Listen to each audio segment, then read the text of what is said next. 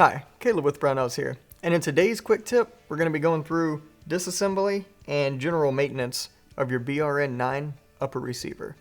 So, what we did first, obviously, was take our BRN-9 upper off of our lower. Yes, this one does have a vertical grip on it because it came off of a SBR. So, on this one, all we need to do now, of course, before you pulled the upper off, you should have made sure it was clear.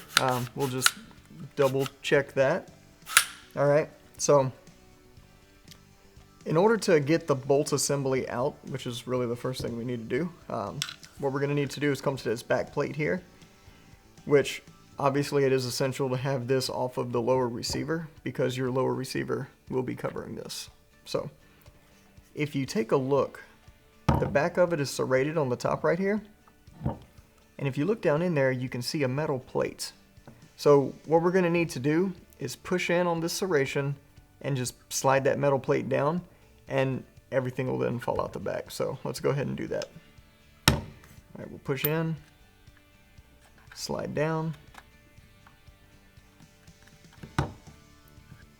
and if yours sticks at the end of its travel like mine did here, it's perfectly normal. Just push back on the charging handle a little bit and it'll come right out.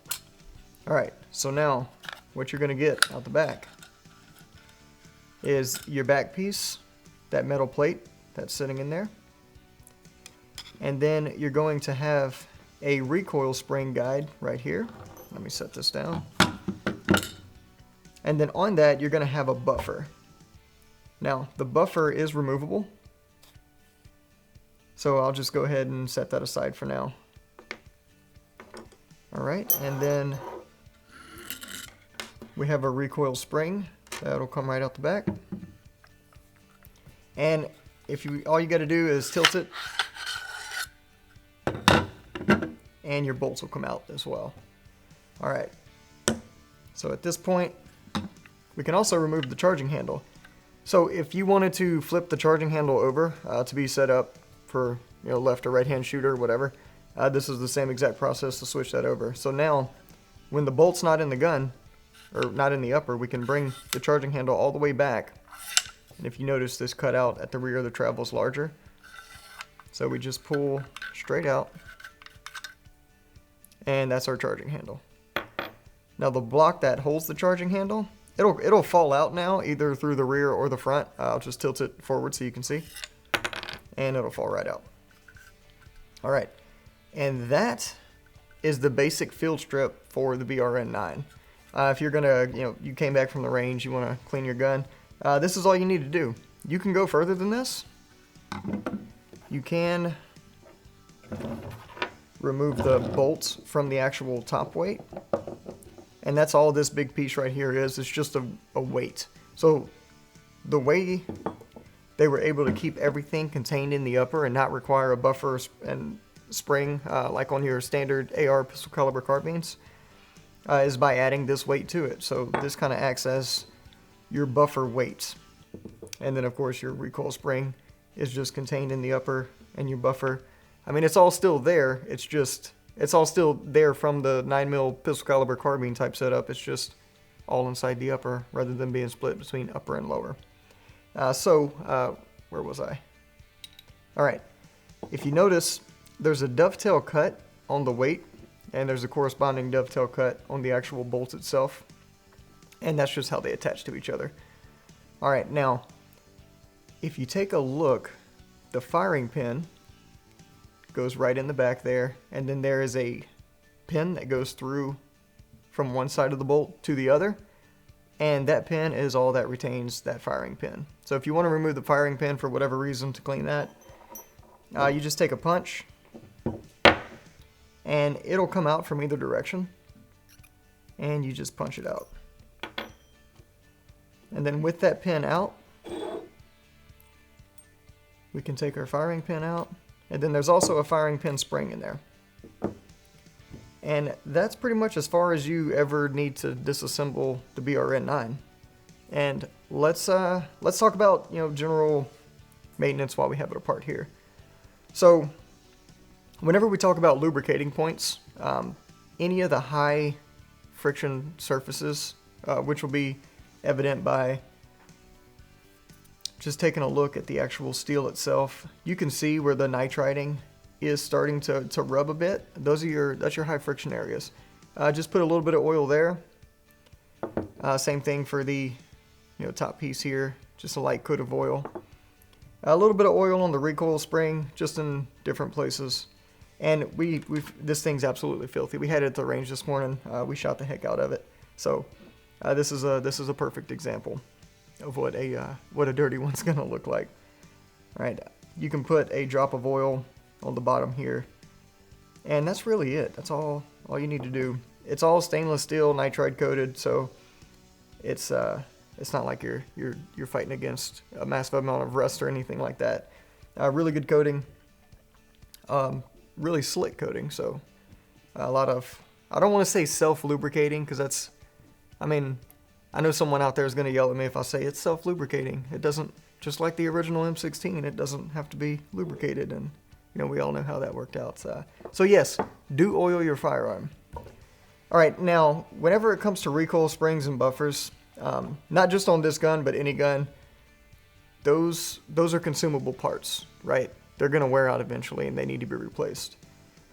So yes, we will be carrying replacements, and the actual replacement round count, there's no like set dead number round count for anything, because it all depends, right?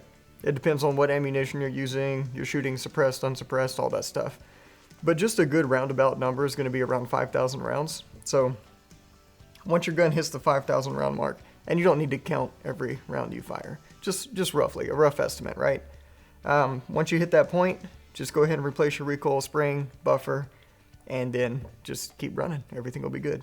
All right, so let's go into reassembly, and we'll start with that firing pin. So it's going to come out same way, or it's going to go in same way it came out, except obviously in reverse order, right? So we'll take our firing pin spring. Doesn't matter which direction, just drop that in there. Firing pin then goes through the spring, through the bolt. Then the pin will go in from either side. I just like to come in from the flat side, because it's just a little bit easier to get it started there. So we'll push in on the firing pin, put in the retaining pin, and push it flush. And now our firing pin is reinstalled. All right, so what we need to do at this point is put the weight back onto the bolt. Now, with the bolt face facing the long parts of the actual weight, we'll just slide those together. And it should look just like that. So the back end of it is where your firing pin's going to be. The long end here is where your bolt face is going to be, right? Okay, so now we can just set that aside, and we'll go ahead and put our charging handle back in. All right, so this part you kind of need to pay attention here. You'll be able to tell if you've done it wrong. I'll do it wrong just to show you after I do it correctly. So what you're going to do is take the charging handle retaining block, and if you notice, one end just kind of has a little recess cut in it, and then the other end has the hole closest to it. We're going to take that recessed area here, right? That's going to be facing the front of the firearm. So we're going to slide that in just like so. And we're going to push it all the way back to where it lines up with that hole, so we can get our charging handle back in there. And I'm just going to use this punch to help me out here. And I'm just going to drop it right in. So there is a little bit of friction there. You'll have to push it, but it's not going to be too hard. Push it till it stops. And then if you go too far, you won't be able to move it forward, but if you do that, just come out just a little, and it'll ride in those grooves. And the grooves I'm talking about here, I'll take it out and show you. So if you notice this groove that's cut here, and this one on the other side, that's gonna ride, let me get this out here. That's gonna ride in the actual upper receiver itself, right on those rails. And if you put this block in backwards, it's going to look something like this. Alright, remember, this is what it should not look like, okay? So whenever you have it in the forward position,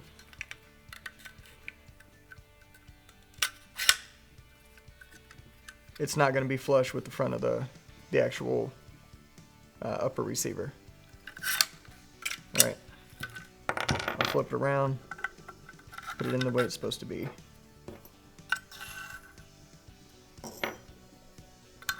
And if you do put it in incorrectly, you can indeed damage that block. Alright, so now it's in correctly. Everything's nice and flush against the front of the receiver.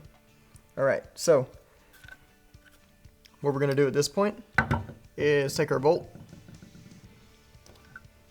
and with the long end first, we're just going to insert it right into the upper receiver. And you can just flip this vertical and just let it slide on down there. Alright, so the bolt's in. Now, on the back of the bolt, on the top of the weight, there's a hole cut in it. That's where your recoil spring is going to go. Alright, so we're going to take that recoil spring, and it doesn't matter which direction, either direction's fine. We're going to drop our recoil spring in, right into that hole. I don't know if you can see it here, you should be able to see it going in there. Alright. Now we can take our back plate with the guide rod on it and our buffer. So if you look at the buffer, one side is like a kind of like a waffle cut, and the other side is more flat with the Matador Arms logo on it. We're going to put the waffle against the actual back plate itself. So it should look just like that. Then the rod goes over or inside of the recoil spring. Alright, so now what we're going to do is push on this serrated area here, right?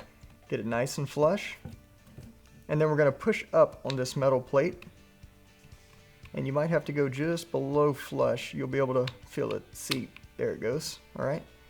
And then let off. And everything is reinstalled. And that is the disassembly, reassembly, basic maintenance of your BRN-9 upper receiver. So, to clean the barrel and stuff like that, you clean the barrel just like you do on any other firearm.